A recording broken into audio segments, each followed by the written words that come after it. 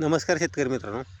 तुमच्या शेतामध्ये पण जर असाच लव्हाळा असेल आणि याच्यासाठी तुम्हाला उपाययोजना करायची असेल तर काय करावं? आता बरेच जण सांगतात की बाबा याला फवारणी करा.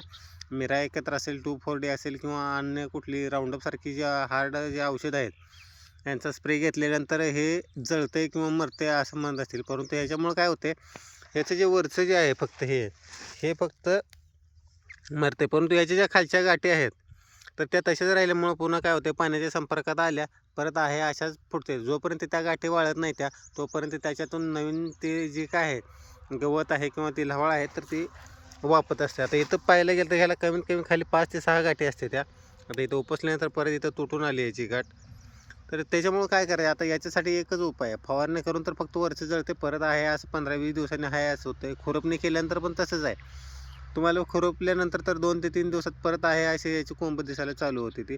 याच्यासाठी काय करायचं, सध्या उन्हाळ्या दिवसांनी तुमचं जर रान मोकळं असेल तर काय करायचं, ट्रॅक्टरची जी एक नांगरणी आहे ती फुल नांगरणी, सिंगल पलटी असेल, डबल पलटी असेल, ती करून घ्यायची. जेणेकरून काय होतं, याच्या ज्या गाठी आहेत गाठीसकट जर हे परत वर आलं तर काय होतं, त्या गाठी वाळते. त्या वाळल्यानंतर एक साधारणतः महिनाभर गेल्यानंतर परत एक पलटी मारून घ्यायची आहे.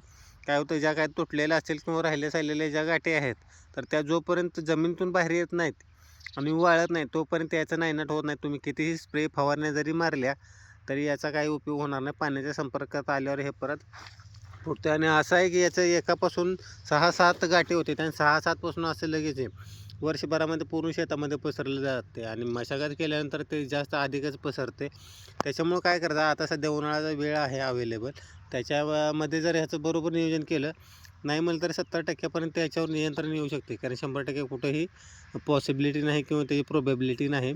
परंतु जे जास्त झाले ते कमी होण्यास मदत नक्कीच होते. तर हा एक उपाय असू शकतो. माहिती आवडत असेल तर आपल्या पेजला किंवा चॅनलला लाईक, फॉलो आणि शेअर करायला विसरू नका. धन्यवाद.